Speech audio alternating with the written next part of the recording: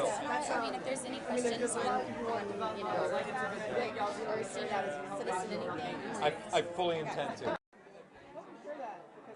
mean, if there's any questions on you know, or see that citizen anything.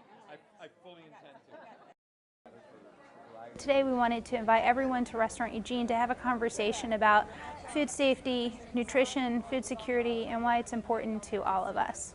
I wanted to participate in Wholesome Wave Georgia, start this program, and really bring good food to a community that's underserved. I grew up on a farm outside of Nashville, Tennessee, and I've always known where my food came from. My grandparents farmed, their parents farmed, and so for my whole life I've always had this sense of knowing what good food is. And I've never really had a concern of where my food came from, but I knew others did. And as Linton and I had children, we started shopping with them in the grocery store, and we saw what other people were buying, and we realized that not everyone was purchasing their food in the same way that we are. And so we wanted to share what we knew, and the easiest way for us to do that is just to provide opportunities. The Wholesome Wave Foundation is a national foundation that is working on issues of food accessibility across the United States. Here in Georgia, we have 3 farmers markets spanning from the northwest corner of Georgia in Lafayette, the Battlefield Farmers Market, to here in Atlanta at the East Atlanta Farmers Market,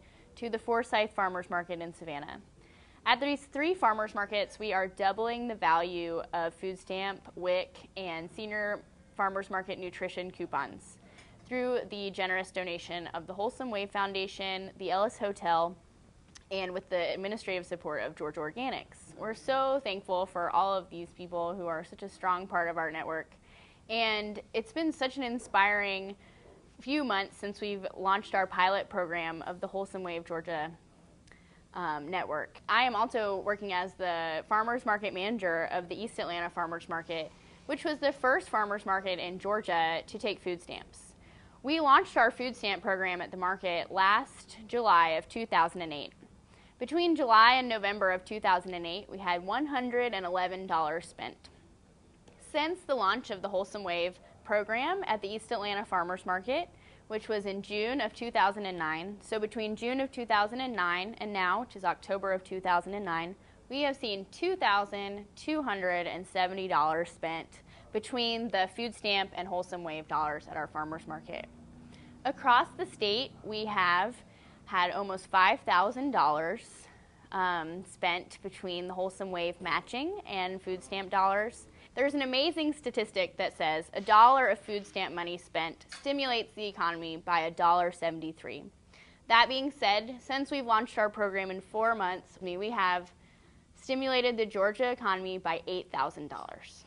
I've mentioned all of these numbers and statistics, but really it comes down to these customers who are coming to the market week after week to take advantage of these programs. We have one mother, Rosemary, who comes to the market every week. She drives 40 minutes every week to get to the market. She brings her son, Surrey, and they're just such a vibrant and wonderful part of our market family and community. And she drives to our market so she can provide fresh, local, real good food for her family. I think in my experience as a food banker, we began just making sure that people had calories and just making sure that food that was going to waste, that was edible, got to people who needed it.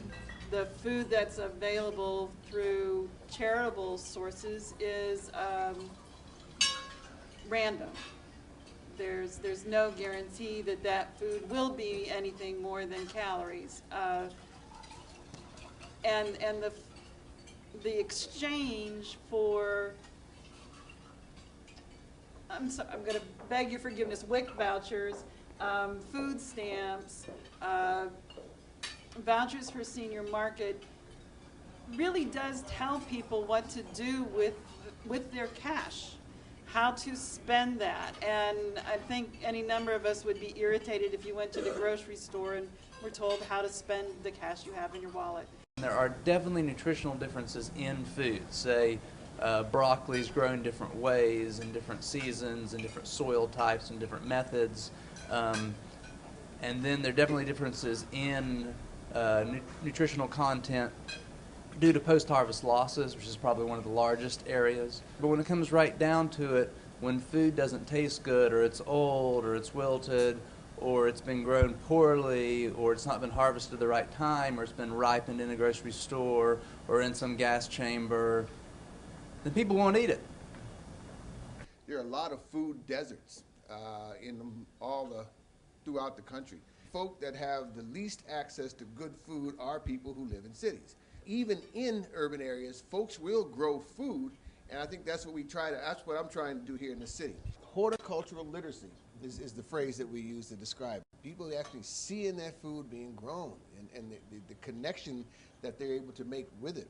What we have learned in many of the communities that we work in, and some of our farmers markets are right in the middle of terribly underserved communities where no farmers market will go. We open farm stands, we staff them with individuals from the community, we apply our double value food coupon program, and we deal with mid-sized farmers who really are failing at the largest rate here in the United States. They're too big to benefit from farmers markets, too small to benefit from the conventional game. We go into these communities and do $3,500 in sales in a day to people who are supposed to be so hooked on Happy Meals that they wouldn't take a fruit and vegetable if you gave it to them. We've dispelled that notion. If you go down to Southwest Atlanta, you don't find the same quality of stores that you're going to find up here in Buckhead. The food that is distributed in some of the stores down in Southwest Atlanta are the leftovers from the stores up here in the Northeast side. And these are some of the disparities that we have to work on and try and change. We heard a lot today about food security and nutrition and getting food that is good and clean into the lives of everyone. That's putting the fair in good, clean, and fair.